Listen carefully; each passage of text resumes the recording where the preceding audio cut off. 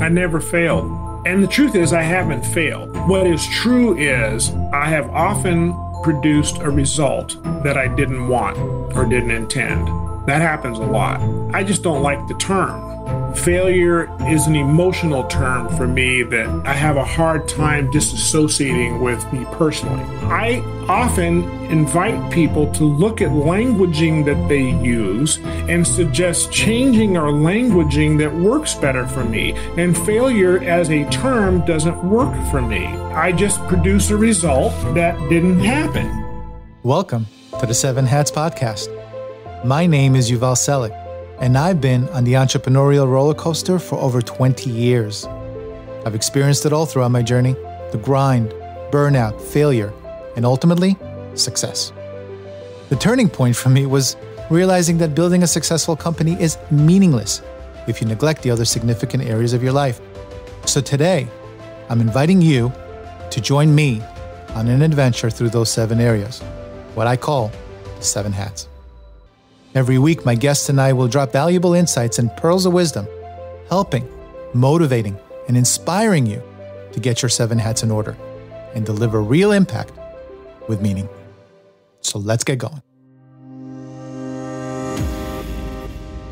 Welcome, 7 Hatters. In this episode, we dive deep into hat numbers 1 and 4, the soul and the entrepreneur, as we launch into space with Donald James and discover why manners will take you where your brains and money won't. Donald is a 35-year NASA veteran where he honed his skills as an executive leader, passionate communicator, and of course, a manners expert. Donald is the author of an incredible book titled Manners Will Take You Where Brains and Money Won't, sharing the lessons and timeless wisdom he learned from his mom growing up. His story is inspirational and meaningful, with many gold nuggets abound. It's not every day we get to learn from a NASA expert. So without further ado, let's welcome Donald to the 7 Hats. Donald, thank you for making time to come on the 7 Hats podcast. You're welcome, Yuval. It's my pleasure. I'm happy to be here. Awesome. I recently interviewed Dr. Troy Hall, who wrote a book by the name of Fanny Rules, which details the lessons learned from his mother when he was 12 years old. By her bedside, she was fighting cancer. You also wrote a book as a tribute to your mother, Manners Will Take You Where Brains and Money Won't. So we'll discuss the lessons learned in a few minutes, but I wanted to have you speak of your upbringing and relationship with your mom so that the 7 Hatters can learn a little bit more about you. Thank you. I was reared in Sacramento, California with my brother. My mother was a single mom, came from the South, migrated west with my father before they divorced.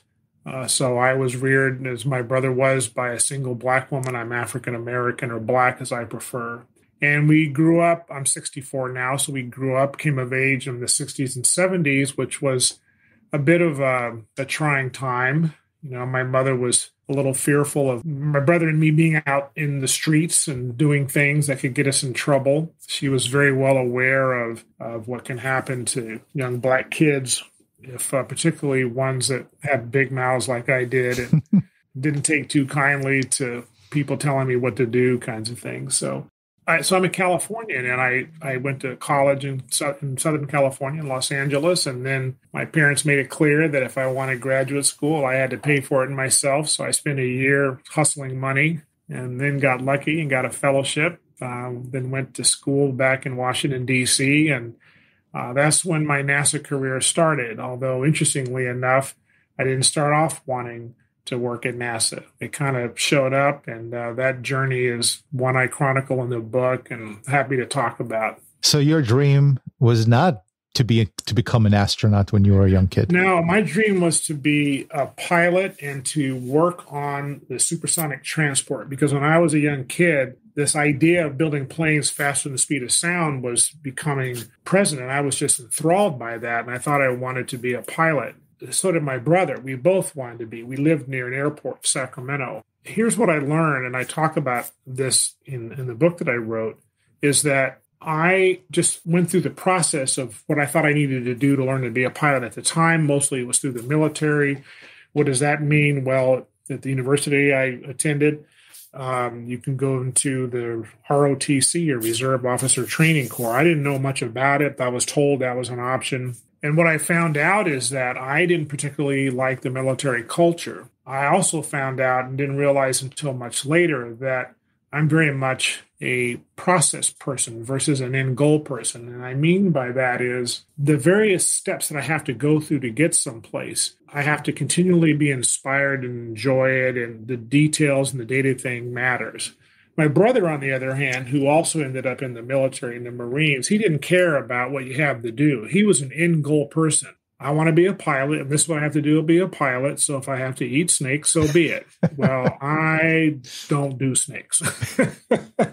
So I had a catharsis. I just went through this real depressing time in college. And I remember talking to my dad about it and just feeling like, my whole life I said, oh, I want to be a pilot. I want to be a pilot. And then it kind of came crumbling down. So it taught me an interesting lesson. In fact, it's the title of chapter 2 of my book called Know Thyself, where how important it is to really find out about yourself before you say, oh, I'm just going to go do this. I want to be an entrepreneur. That sounds really cool. And then you find out that it's a lot of work, and you're sleeping on the streets, and you're begging for money. And there's a lot of things that, you may find that process enjoyable and fulfilling and exciting, or you may not. But it's helpful to know before you get in too far and find out that you went down the wrong path. So I ended up changing gears totally and decided I was going to save the world from the scourges of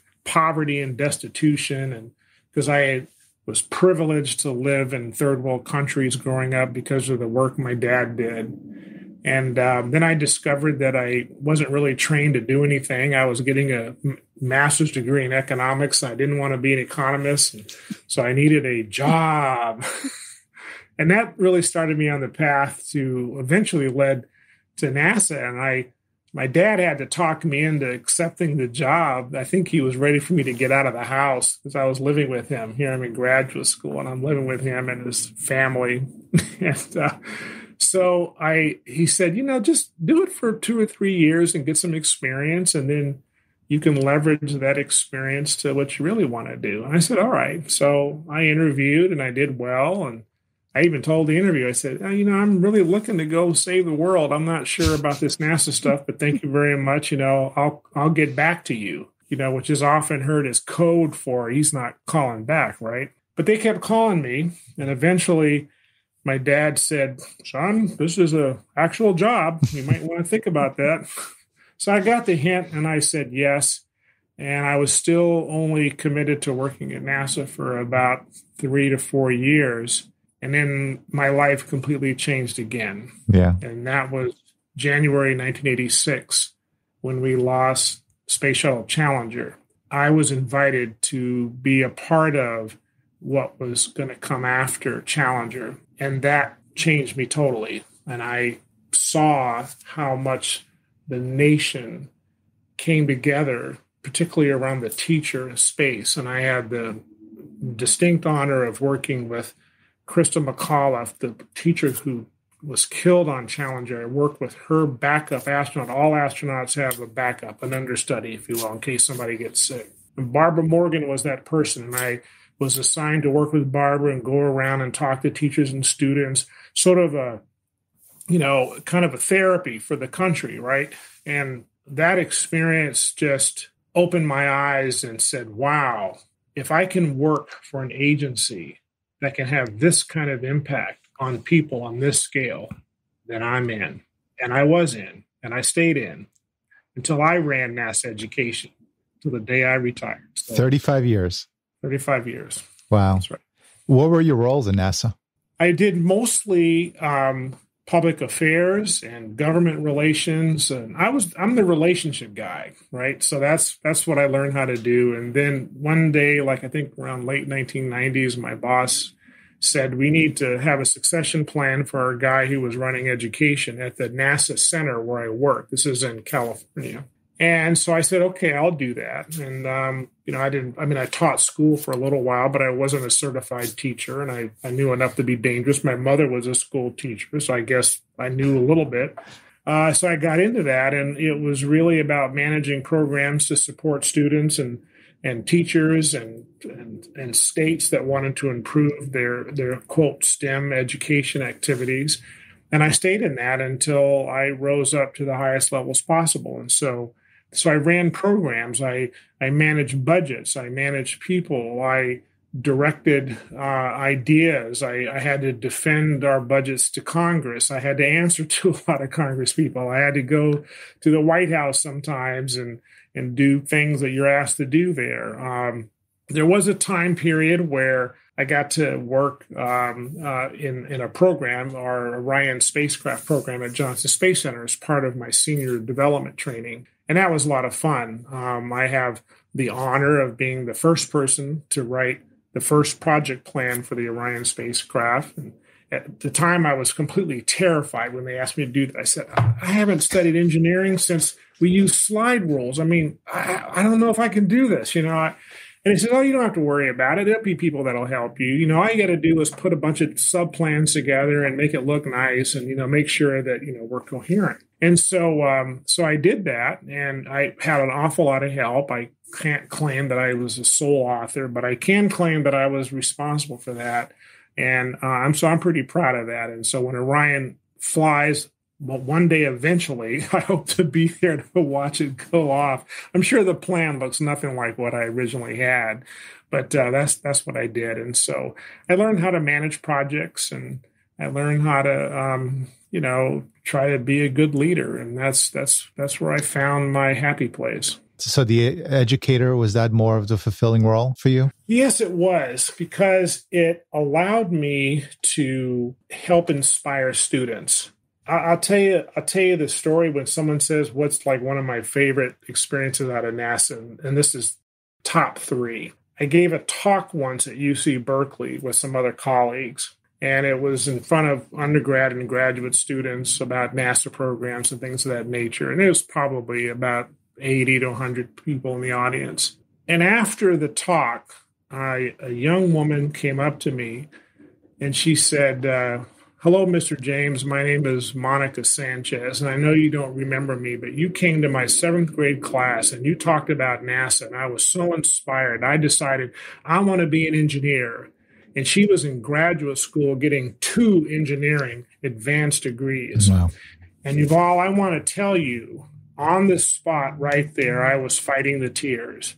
There is no greater pleasure in knowing that you had a role in inspiring somebody to fulfill their dreams. And when you know and you have that direct experience, it makes every challenge, every roadblock, every problem, every issue you've ever had just dissipate, because it's like the golfer who hits the perfect shot. They will miss a million shots, go in the water, and be mad, but that one perfect hit is what will keep them coming back for more. And so that was one for me. So that's what and I'm proud of. I have interns that are now doing, phenomenally well in life. And that really is gratifying, knowing that I had a role in their career. I hear you, brother. No amount of money and no amount of accomplishment comes close to seeing a client successful or seeing somebody you've helped rise, through the ranks and become successful. It's amazing. Absolutely. So in your years of NASA, I'm sure you met a few very interesting, prominent people. And any come to mind and any cool stories? Yeah, I'll tell you one. I'm not sure I've told this, but I like you, so I'm going to tell you this. So I've met a lot of astronauts, and I'll admit I'm not much of a starstruck person. I mean, the astronauts are great. I mean, as the saying goes, many of my best friends are astronauts. Most of them are a little different than you and I are. They're not normal. They're definitely, off the charts in many ways. But I did get to meet some of the old Apollo astronauts. I'm old enough to have met the old Apollo astronauts. And one of them I've met on a couple of occasions is Buzz Aldrin, who's still around. And I got a call once. This is when I was in charge of all of NASA education in Washington, D.C. And I got a call once from one of my education directors at one of our field centers, who was very upset. And she said that Buzz Aldrin was in town and was giving a talk to a group of students. And apparently Buzz had hit the bar before he gave his talk. It was obvious. And she was terrified because he was going at it and the kids were making fun and laughing, and she didn't know what to do. And what should she do? And, that's one of those things where for almost anybody else, Yuval, I probably would have said, well, the students come first and, we can't have an incident and, try to redirect the individual off the stage. But Buzz Aldrin is the second man to walk on the moon, and I'll be damned if I'm going to get a call from the president saying, how dare you cut off Buzz Aldrin? So I said, let him go, and I'll tell the administrator. So I ran up to the administrator, and I was like, sir, I just want to share something in case it kind of comes back to you, And he kind of laughed and said, yep, that's Buzz. And so we never heard anything of it before. And I don't, look, I have an amazing amount. I mean, to say that I have respect for him is it sounds trite. But the point of the story, I think, is that, even astronauts are humans. I've been with astronauts who've cried over things that, you wouldn't think they would cry over. And so they're human beings. They're not robots. They're not perfect. They're not infallible. We've heard the famous story of the female astronaut who was jealous of the girlfriend of her former boyfriend who drove to Florida to do her harm and wore the astronaut diapers so she didn't have to. I mean, that's a little far out there, but yes, you can be crazy and be an astronaut too. We hopefully try to keep the crazies from making the cut, but sometimes we don't do it right. But that's one of them. But I've had the pleasure and the privilege of meeting some really incredible people, Nikki Giovanni to Walter Cronkite to the son of Maya Angelou's son came to see us once because we had flown some things on the Orion test flight that belonged to Dr. Angelou. And so I just felt so lucky. I mean, it was really lucky. What an incredible life. And it's funny, I have a Buzz question later on. Won't say it now, but I do have a question. So I'm really curious. Let's go to Momma. I'm really curious to get schooled by Momma. And again, you wrote a book dedicated to the lessons that you learned from your mom. And the name of the book is Manners Will Take You Where Brains and Money Won't. So how did the book come about? And why did you decide to write the book? 2 months after I retired, I was asked to come back to NASA to talk to our summer cohort of NASA interns. These are interns that I probably had a role in agreeing to come on board at some level, but I had retired in April, and that summer they had a group come out to the center, and the chief scientist asked me to come and speak to them about my life and career, and I did. And at the end of the talk, this young man raised his hand and said, if you could go back in time to when you're our age, knowing what you know now, what would you advise your young self? And I told him I thought that was a great question. And I thought about it for a minute. And I said, well, I think I'd tell young Donald 3 things. I said, the first thing I would tell him is say yes more. Mm-hmm. Say yes more. There were many opportunities that came my way that I was either scared or didn't have the courage to say yes or thought too much about what it may mean or not mean. And I said no. In hindsight, I wish I had said yes more. The second thing I said is I would definitely tell young Donald to be very mindful of his mother's admonition that manners will take you where brains and money won't. Because what I learned at NASA is being smart isn't good enough. Being smart is just what gets you in the door. Manners is what's going to take you up the stairs to wherever you end up going. I needed to pay attention to that. Now, having good judgment is also critical, but sometimes poor manners equates to poor judgment. And then I said, and the third thing I would tell young Donald is, you got to remember, this young Donald came of age back in the early 80s, right? I said, you're going to come across some names of companies called Facebook and Apple and Amazon. You should buy a lot of stock in those, even if you don't have any money. They got a big kick out of that. So that's what I told him. And then later, as it turned out, my mother unexpectedly died in August of 2017. She just went to sleep and didn't wake up, which, by the way, she said she wanted to do. She said, I just want to go to bed and not wake up. So she actually managed her own passing. And I started thinking about my mom and, how much she meant to me and my brother and the things that she taught us. And I thought back on that young man's question. And I felt that when I was thinking about my purpose as a retiree, which I concluded was to give, that's my purpose, is to give, that I still wanted to give to young people, to students and early career professionals. And so what I wanted to give them was a piece of my mom and what I learned at NASA and write the longer answer to that young man's question. And that became the book. Wow. And so the book title, it's a bold statement.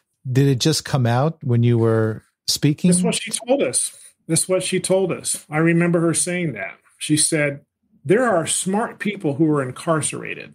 There are rich people who are depressed. So clearly being smart and being rich is not necessarily it. Now, I'm not against being smart. Try, be smart as you want. I'm not against being rich. I have no problem. I actually am critical of people who are just knee-jerk critical against quote-unquote so-called billionaires like that's bad. I don't have an issue with that. The issue is the assumption that if you just want to pursue intellectual supremacy and financial supremacy, that by definition, that's going to be it. And I argue that that's not necessarily the case. Why do I believe this? Because when I was at NASA, I saw very smart people who ended up flailing out, I know a man who got fired. Well, he was smart. Why did he get fired? He had bad manners. Now, the NASA people that fired him didn't write that in, because of your bad manners. That's not what they said. Usually it's insubordination or something that's technical and legal and all that stuff. But you can trace the foundational root cause to the issue, to what I say is bad manners. Because, see, I define manners very broadly. I argue that it's more than just politeness and etiquette and courtesies and genteelness and all that stuff. That's important. And I think people ought to be mindful of that. Manner is the total package, how you show up, your voice, your body language, your words that you use, the karma, the energy, everything you bring to the connection is your manner. And your manners with the S are all the attributes and behaviors that reveal your manner. And there are people who didn't learn how to do that very well, and that cost them their job. Another quick NASA story. I had a NASA engineer, a very smart young man, as part of his leadership training, was asked to lead a international program that NASA was a part of. And I'm being careful because I don't out anybody. This is my story, but this is true. And it turned out that the feedback we got is he was very arrogant, he didn't listen, and the people were very not happy, and he was managing an international cohort of people. And so that's even more delicate, right? Because it's one thing to be in your American-centric culture and kind of have a sense about how you can deal with people. Well, when you're dealing with people from other cultures, you have to even be a little bit more sensitive, and it wasn't happening. And so I was asked to go overseas to where he was for a couple of reasons, but one was to try to dig in to find out what was going on. And I interviewed a lot of people around him, and I heard he's not listening. He thinks he's right all the time, and this went on. And I talked to the guy, and I said to him, I said, the feedback that I'm getting is that you're being very righteous about a lot of things, and I said, let me ask you this question. I said, would you rather be right or would you rather be successful? And he said to my shock, I know I'm right. I mean, this is just the way it is. I mean, I said, look, you may actually be right, but I have a feeling you're not being very successful. And my evidence is I just look behind your leadership and look at your followers and see how they're reacting. He didn't last very long. In fact, he was dismissed from that assignment. That's a case where his manners didn't take him where he wanted to go because he thought his intellect and his know-it-allness was sufficient. And that if people just understood and got with the program, then he would show that that's the way to be. And I'm here to say, particularly to young people and early career people, you got to watch out for that. You got to watch out for that. I had an aha moment right now. So thank you. You know the saying, it's who you know, not what you know. Mm-hmm. But it goes a step further because I believe that. But it's also how you show up for the people who you know. Yes. That will get you. Yes. To your destination.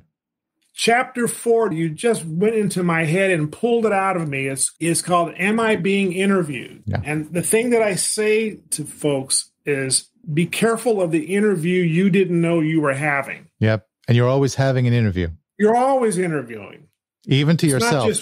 Even to yourself. Exactly. You're not just in the room when you're trying to apply for a job or promotion, whatever it is. People are watching you. Yes. And I said, do you know that most interviews are over before they start? True. Really?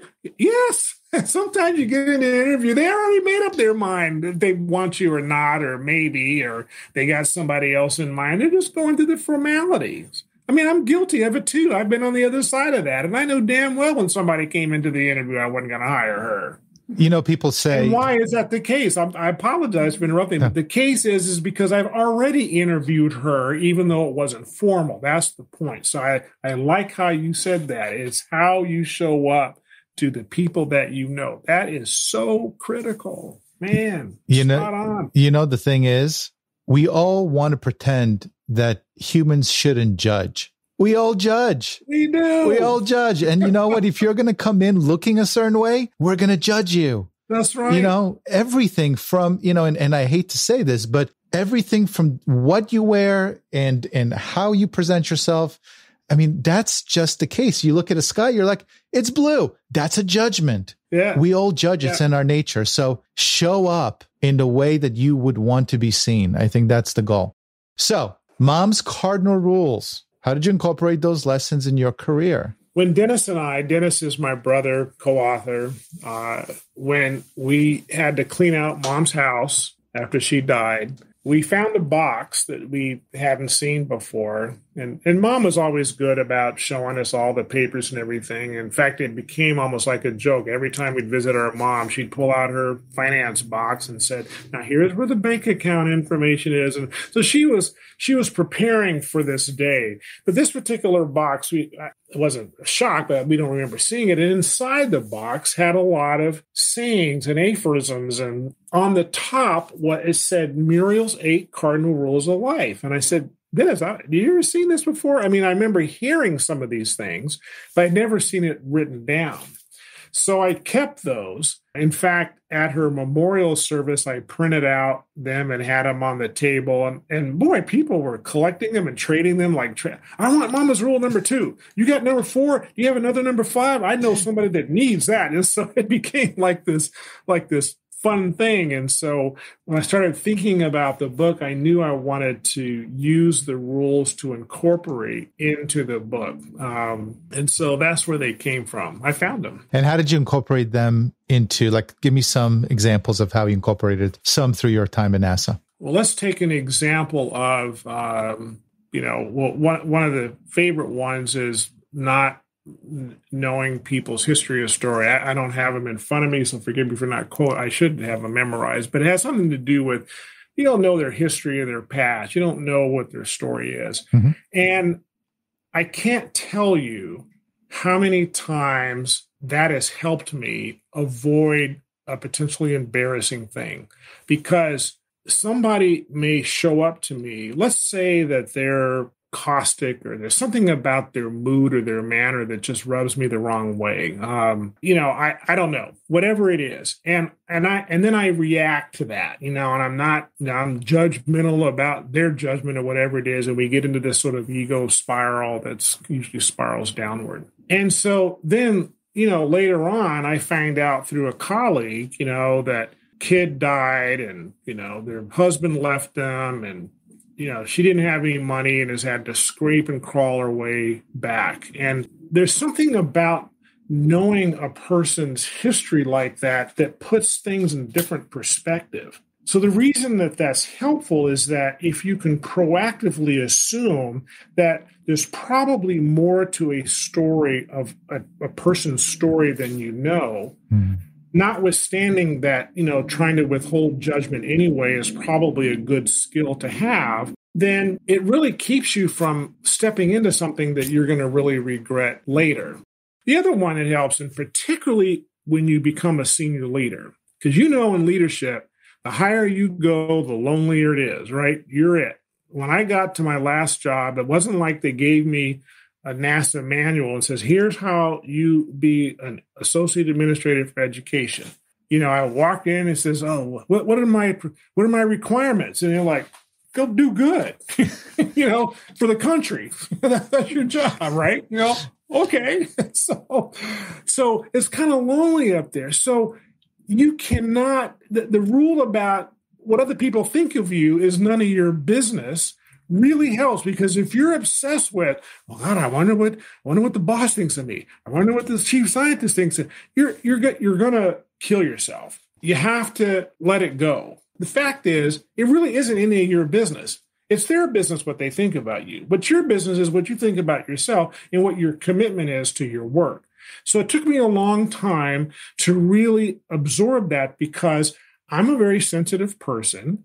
I get sensitive about what people think. I try to, be the peacemaker and all of that stuff. And I learned that when I was at a certain level, that if I got absorbed in my concern for what people are thinking, I could not do my job effectively. But sometimes when what people are thinking is revealed to you, I'm here to tell you it hurts. And I've had that. And yet that comes with the territory.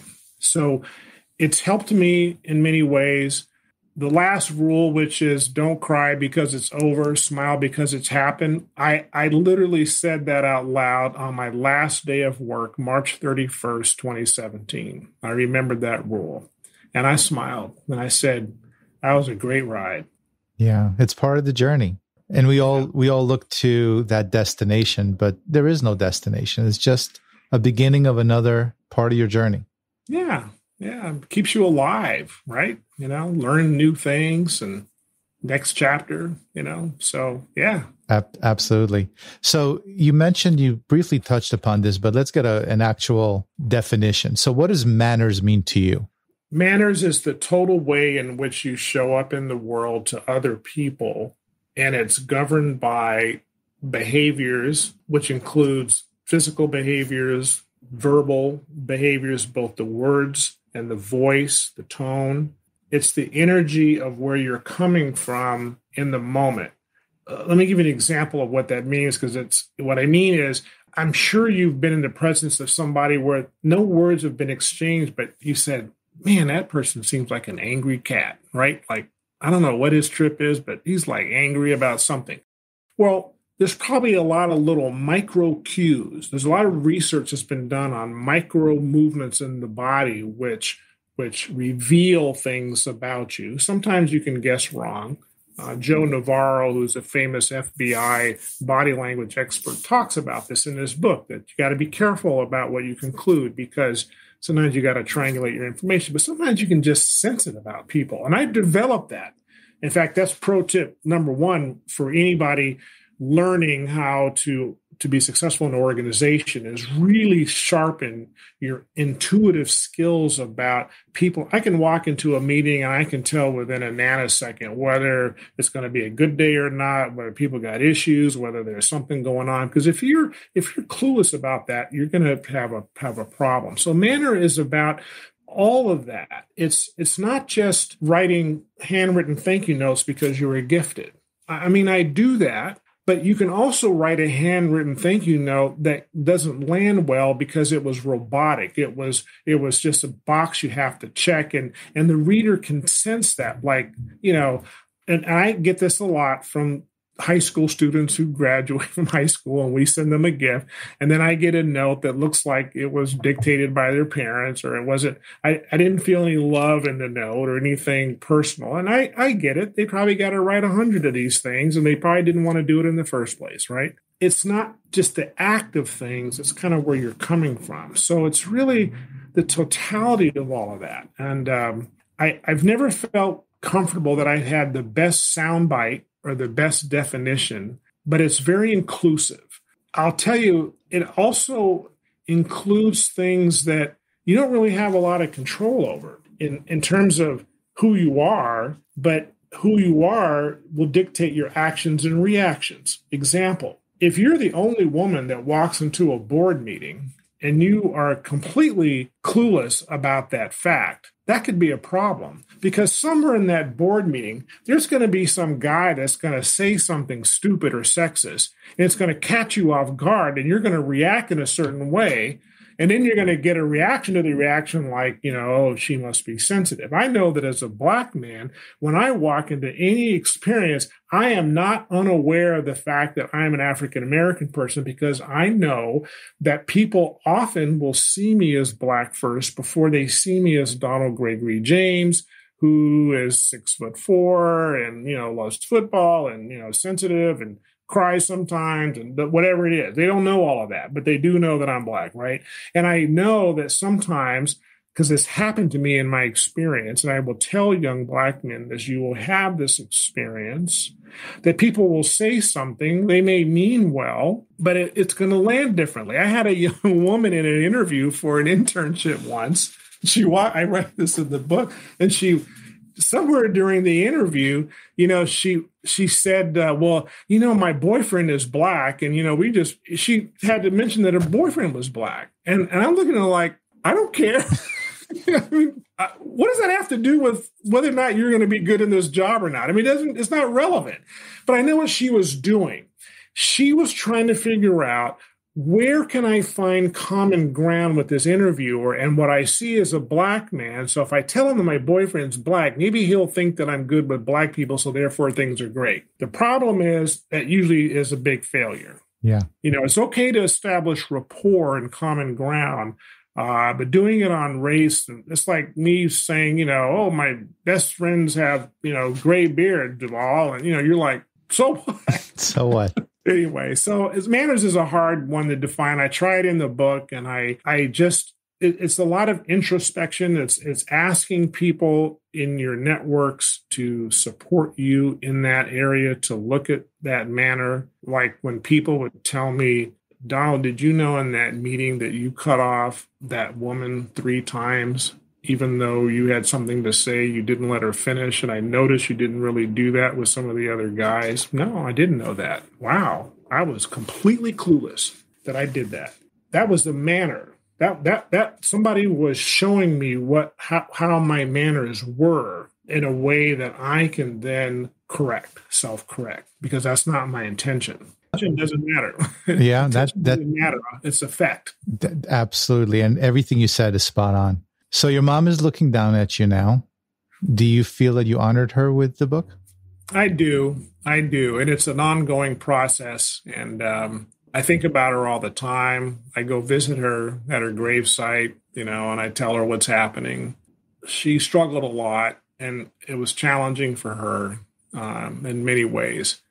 And yet, when I came along, which was 3 months after her first son died, she was just committed to having healthy babies and, rearing us in a way that, we could be successful. Wow. So she went through some real tragedy. Yeah, she did. And that wasn't the only one. My father turned out to be a Rolling Stone. And I found out later in life, I've got several half siblings, 3 of whom I've never really met, just finding out about, thanks to the wizardry of 23andMe and Ancestry. But she kept that to herself. She didn't have pity parties. She didn't talk about her illnesses and surgeries. She didn't talk about my older brother who died unless I asked her, and she would talk if she had to. She never really badmouthed my dad, not until later in life did it kind of seep out, but she never did that. And so I think she did all of that for our benefit. And so to that, I owe her, more than life itself. And I do my best to try to emulate that. Like my grandma, she protected others and harmed herself in the process, in a sense, by not being able to express her true feelings. Yeah. And actually, I'm glad you brought that up, because I think most therapists and psychologists would say that to keep a lot of that in without proper grieving with the loss or being expressive and authentic by covering a lot of that up can be hurtful, can be difficult. But I'm not an expert in that field. I just believe that it's true. But I do see it as what she thought was necessary to sacrifice for our benefit. Wow. All right. Well, time is flying by. I really want to get to some lessons learned from NASA. Yeah. So let's switch gears. Entrepreneurs must accomplish incredible feats to change the world. And therefore, they're really natural risk takers. Think of Elon Musk, for example. On the other hand, you have NASA, where the engineers are notoriously focused on safety, safety, safety. And on yet another hand, the task of venturing into space in the first place and then coming back in one piece is fundamentally risky at its core. So how does an organization like NASA balance risk and safety, and what lessons can we draw from that can apply to entrepreneurs? Well, for one thing, NASA has a big safety culture that grew out of the earlier accidents. Challenger wasn't the first one. We had the Apollo 1 fire that killed 3 of the Apollo astronauts. And even before that, Robert Lawrence, who was the first Black astronaut, died on a training mission. So there's, so every time there's this big catastrophe, NASA, like other government agencies, try to solve the last problem. And so there's a whole rigorous set of standards involved with how do you do safety things. There's a whole set of engineering requirements. We know it by the number. It's sort of like 401k, but it's 7120. That's the NASA engineering, handbook. And then there's all these different letters that, come after it to show the evolution of it. And so they try to be prescriptive about this. The challenge is that you can go too far and everything is different, and there's a lot of new things that happen and the culture evolves. And so there is a benefit to having a lot of the older NASA people, we call them the graybeards, working with the younger engineers to talk about, what their experience was, so that we don't get too trapped in doing rocket by connecting the dots, and all that. I mean, if rocketry was easy, then none of the rockets you'd ever see launch would never explode. And, they explode all the time. There's one recently that went off course. And, since we know so much about it, how is it that can continue to happen? Well, it's just a very unforgiving field. Even Richard Branson's flight, it comes to turn out, wasn't on course. And Elon blows up rockets all the time on his quest to develop, the right thing, which, by the way, in the NASA world, we wouldn't have tolerated that, because as a public institution, the feeling is that the public wouldn't appreciate, blowing up a lot of its taxpayer dollars, money all the time. Whereas if it's Elon's money, nobody cares. So that's one of the big differences. But I am personally a big fan of a lot of the space commercialization effort, and NASA was responsible for helping instigate that. The heat shield on Elon's Dragon capsule was developed at NASA, in fact, at the center where I worked. And so we transfer a lot of that technology. But I think it's like the airline industry, which really began as government investment into military transport and post office transport. And then that beget the commercial airline industry that we know today. And I think that that'll happen in the space world as well. With the following caveat. I'm not pessimistic or a doomsayer, but people are going to die on commercial space rockets, ordinary people who paid their $200,000 or whatever it is. And it'll be interesting to see if the country has a stomach for tolerating that kind of risk, maybe because we tolerate the COVID deaths that would happen. And, I don't want anybody to die, but I complex machinery, particularly in space, there's bound to be issues and problems. And so when that happens, and I think it will happen, how are we going to respond? Is the government going to want to really regulate it to keep it, to regulate out all risk? Well, that's just not possible. I mean, we tried it with cars, and I think a lot of good regulations happen for the automobile industry, but people still die in car accidents. So, that's just what's going to happen in space. But, it's a different, NASA's supposed to do the real risky, far out things that no entrepreneur would want to waste his money on, but yet, eventually we'll have great returns. But, there's a price you pay for that. It's slow. We don't always get it right. James Webb has been delayed for so long. I can't even remember how long it's been delayed, but eventually, it's going to transform astronomy. But, that same was true for Hubble. Hubble was late and Hubble had a problem, but Hubble continues to transform astronomy. So it's just a whole different can of worms. But there are certain things that I think are foundational. And I want to go back to what I mentioned earlier, because like I said, when I had a chance to, become a senior leader, I was given an opportunity to leave NASA and go do whatever I wanted to do as part of my training. And I chose to work at a startup company. Here's what happened. It was fascinating. We had to go to Sand Hill Road, which is where all the money is for venture capitalists out here in the peninsula. And this company was pitching to get, next round of funding. And I knew a little bit about this, but I'm like, what's a round? What's what VC stands for what again? And so I said, well, come along and you'll see how things were done. And so we go to this room. It's real fancy and it's real plush and everything. And I'm sitting next to the CEO, and the CEO is sitting next to the two, I guess, the rich guys who are looking at his pitch. And then we had the CFO and the marketing VP for marketing on the other side of the table. All right. That's how the seating arrangement was. And the CEO was doing this briefing. Well, the first thing, the CEO, who you think I get excited about NASA, this guy was twice excited about what he was doing. I mean, if you're an entrepreneur, you're not excited about what you're doing, you're probably in the wrong business, right? So he was just so excited. He's talking really fast. And I swear his deck was like, 70 pages. And I'm thinking, that's kind of long, but Joe kind of talks fast. Maybe we'll get through it. Well, I'm watching him do this presentation, and I noticed two things.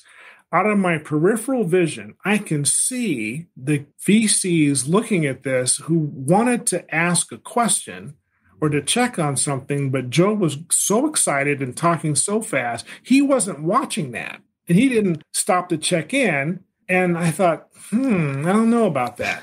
The second thing I noticed is that the VP of marketing on the other side is sitting in these chairs, which of course can swivel, and he's swiveling the whole time. And finally, I'm looking at him and I'm trying to stop swiveling, because I could see that I was looking over at the VCs and they were looking at him. So finally, when the briefing was over, I asked my friend who got me into the company, I said, can we have an after action discussion on this? Sure. DJ, what do you think? And so I told him, I said, permission to speak candidly. He said, sure, go right ahead. What's on your mind? I said, Joe, my man, you talk way too fast. They wanted to ask you questions. You didn't give them a chance. And for God's sake, 70 charts? Are you kidding? I had no idea you had 70 charts. And I looked at the other guy and I said, Mark, dude, you were swiveling in your chair. No, I wasn't. Yes, you were the whole time. I said, you can't do that. So I gave him that feedback and I gave him some other feedback and we reconfigured the presentation. I kid you not, the next time it went a lot better and they got $7 million. Now, I'm not claiming that I caused them to get $7 million. What I am saying is those little things matter. The manner in which we presented, the manner in which our team showed up, the manner in which the CEO showed up, the manner in which the VP of marketing sat at his chair mattered. Now, whether that was the reason we didn't get funding from that group or not, because we didn't get funding from them, right? I have no idea. But I suspect it was annoying. You can't be annoying. So that is the same dynamics that happen in NASA briefings. I've seen NASA briefings where the senior people got so fed up with the presenter, they cut them off and say, stop talking. This is not working for me. I mean, I've seen it happen. And so you can be smart and you can know what you're talking about, but you have to understand the dynamics of how you're doing what you're doing. That's what's common between these spaces. Doesn't matter if you're an entrepreneur in a nonprofit or whatever it is. And I work for nonprofits now, and the same kinds of things happen. I beg, my friend who runs a nonprofit, please, you got to make your deck a little bit smaller. You got to slow your cadence in your presentation. People want to engage. You got to read the room. We're so unaware of how we behave, and I think there might be a new career for you. Just walking into meetings with founding teams and telling them what they're doing wrong. Just giving them observations and letting them decide, because we often don't see ourselves. You know what it's like? Look, all right, so this is, my kids say, Dad, this is TMI. All right, so this is TMI. It's like every day you get out of the shower and you look yourself in the mirror and you don't think anything of it and you go about your business. Then, heaven help you if you see a photograph of yourself in a bathing suit and you freak out. Like, oh my God, I look so fat. My hair is thinning. And that's what I'm talking about. You see, you don't see yourself. That's why you got to have a team that you've invited to be authentically clear with you about their observations from a loving perspective so that they can say, did you know you cut off that person in that meeting? I did. Did you know you were swiveling in the chair? I was. You don't see that, right? So it's the same thing as seeing the picture of yourself in your skivvies. Yeah. You're going to notice things you didn't notice before, especially from behind. Right?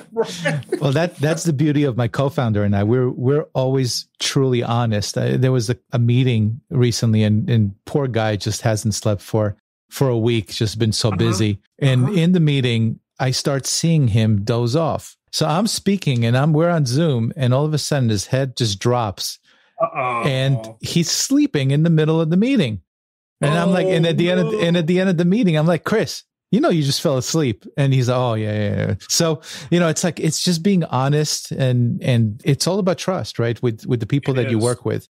It's really interesting. I was thinking about this, and here's the buzz question. I've heard over the years that astronauts have a high tendency of experiencing addiction and depression. And Buzz Aldrin famously provided some insight when he said, after his mission on the moon, he said, there was no goal, no sense of calling, no project worth pouring myself into. I wonder if this is a condition of goal setting and trying to reach some sort of destination to find a sense of fulfillment in the achievement itself. I mean, what kind of goals can you set for yourself after landing on the moon, right? What's your take on this phenomenon with working with astronauts? Do you think that they're just so set on their goals that once they reach these hairy, audacious goals, that there's no purpose, and that's the resulting fact? My sense is that you need to rethink how you define your purpose, right? If my purpose is to give, which is what it is, there's no end to that. And by the way, I want to be clear to the listeners. When I talk about giving, it includes myself. Yeah. I give to myself. I give to my health. I give to my spiritual needs, the whole 9 yards. So it's not just going outward. But I feel like you'd have to question, Rona Ramon, who's the widow of Ilan Ramon. Ilan Ramon was one of the astronauts on Space Shuttle Columbia. He was the first Israeli astronaut, the second of which, by the way, is going up at the end of the year. But I had the privilege of knowing Rona personally, not a lot, but, we talked on the phone. And she always talked about not necessarily why you do something, but for what. As if to say, what's the bigger goal? So as I see it, what I'd like to think that all of us are about ultimately at the end of the day is to advance the human condition. Is that ever over? I mean, what about the planet? Well, if we don't take care of our planet, our human condition is going to suffer, which we see it happening now. And you can go down the list of things that anybody could be interested in, from new knowledge, from exploration to homelessness or whatever it is. in some way, it's all about advancing our human condition. Otherwise, if we didn't care about that, why don't we just destroy ourselves now? What's the point, right? Yeah. So I would just wonder whether or not somebody who attains something and then is sort of lost feels that way. Just before I retired, a friend of mine took me to lunch and said, he heard that you need 3 things for a successful retirement. I said, yeah, what's that? He said, you need purpose, structure, and a social life.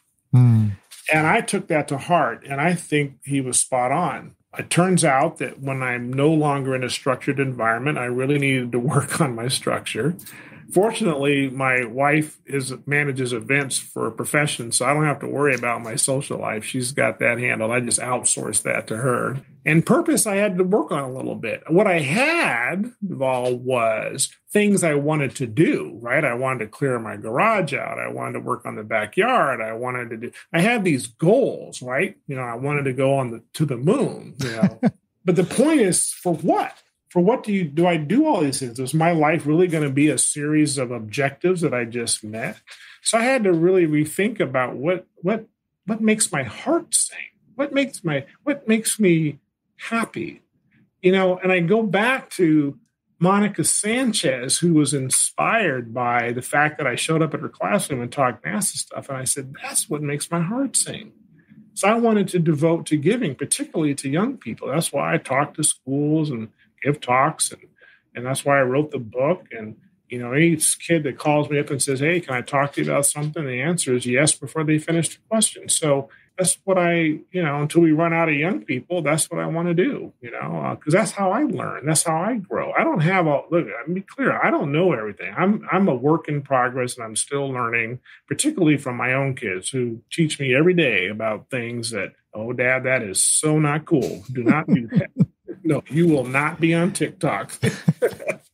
So I would just, look at that. I mean, one of my predecessor at NASA is a fascinating guy, Leland Melvin. He's the only NASA astronaut, the only astronaut in the world who was a former professional football player. There hasn't been any others. And he got hurt playing professional football and decided, well, I got to do something else. And he said, well, I always liked engineering, became an engineer, worked for NASA, applied to be an astronaut, got to be an astronaut, and flew twice on space shuttle. And now he retired, thankfully, because I got his job. And he runs Inspire's student. He continues to do that. He became the head of NASA education after an astronaut. And so that's what he does. And, he's charming, he's good looking, he's charismatic. And so he can inspire a lot of people. So that's his purpose, is to do that. And his dogs. He loves his dogs. I just interviewed Sean Wells. The episode dropped today. He's incredible. I have to say that, speaking of giving, because you mentioned giving and you mentioned purpose and doing things that light you up. It's not just about getting goals accomplished. It's getting goals accomplished that light you up, that you can say hell yes to, right? But even more importantly, when you said give back to yourself, this is a direct quote that he mentioned in the podcast. He said, I didn't realize that your cup needs to be overflowing and that the people around you get the overflow from your cup instead of taking from your cup. And that's where self-care is so important. And I never thought of that. I never thought of that. So that's really, really awesome. So, I mean, I can speak with you for days. One last NASA question. What was your greatest failure and what did you learn from that experience? I never failed. Love that. Go on. And the truth is, I haven't failed. What is true is I have often produced a result that I didn't want or didn't intend. That happens a lot. For me, I just don't like the term. Failure is an emotional term for me that I have a hard time disassociating with me personally. So I just declare that I don't fail.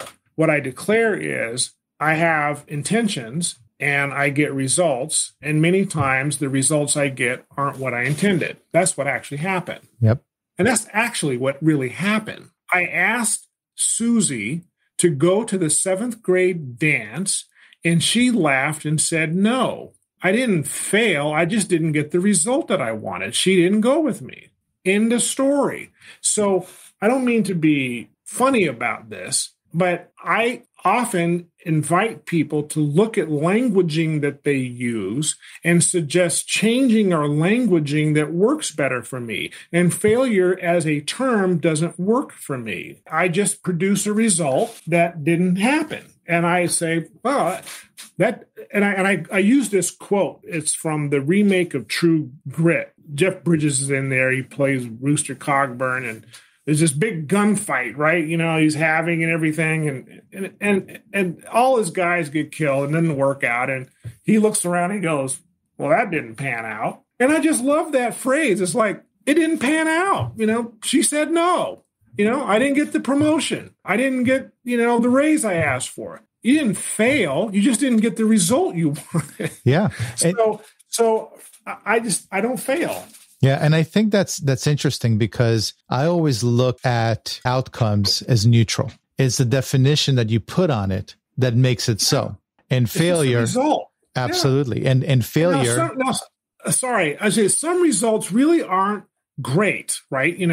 It's not that they necessarily carry the same weight, right? Yeah. I have a dear friend that I love who got a test result about her cancer that wasn't good.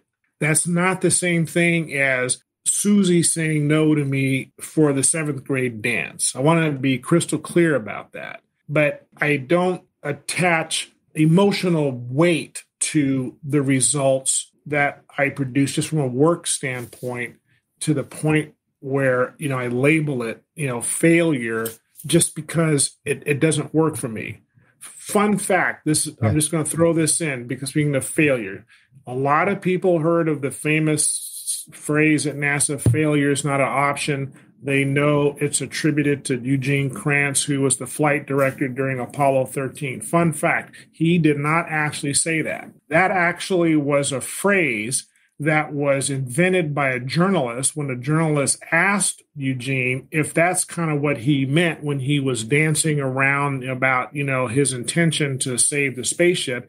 And he goes, yeah, I kind of like that. And I know that for a fact because he told me personally, and I have his book that he actually autographed, and his book is called Failure is Not an Option. And I said, how did you come up with that? And he goes, well, I didn't. That was a journalist. So fun fact, nobody ever knew this. Eugene Kranz never uttered those words. You're never going to find it. I love that. It's these are all great lessons that entrepreneurs can take away, especially labeling emotions. Right? Labeling outcomes as an emotion. That's really poignant for a lot of listeners.